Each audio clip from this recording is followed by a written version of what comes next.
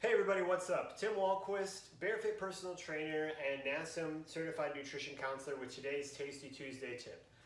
Today I'm going to give you a quick rundown of how to make a shrub. Now a shrub is equal parts of fruit to vinegar to half of each of those amounts in sugar.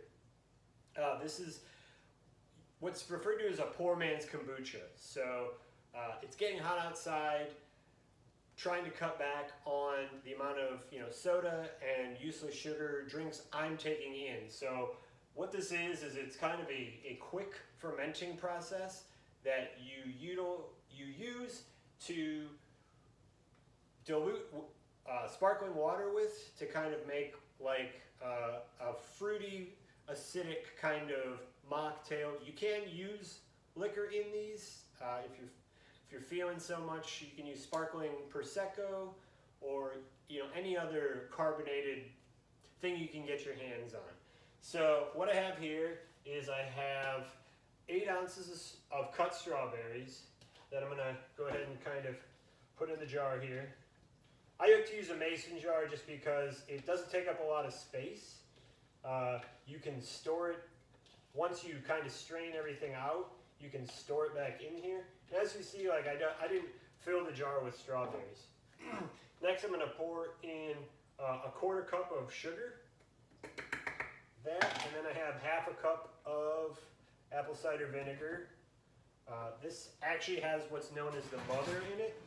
So what that is it is the original base to make vinegar. It's the natural vinegar base. So I'm just going to kind of use a funnel here to pour this in so I don't spill it everywhere. Just like that. I'm going to grab a spoon real quick and just give it a quick stir.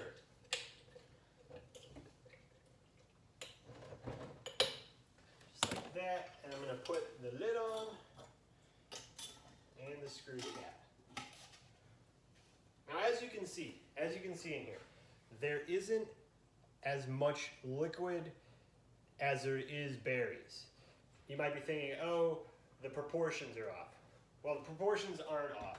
So what the sugar and the vinegar are going to do is they're going to what's called macerate the strawberries. So they're actually going to break down the strawberries and pull out all the juice in there. So in about 24 to 48 hours, the amount of liquid will probably have doubled. And once again, like I said, after that period of time, I'm going to take this out, I'm going to strain it through a fine mesh strainer. So I'm just going to pour it out and let it work itself out, and then I'm going to dispose of all the solids and the liquid I have left. I'm going to take that, and it's about a 1/4 cup of that to a cup of tonic water, soda water. Again, I said you can use sparkling white wine like a Prosecco. You can use any clear liquor you choose if you want to kind of take it up to the next notch. But this is just a kind of a fun way to utilize fruit I have around the house with a little bit of vinegar and sugar.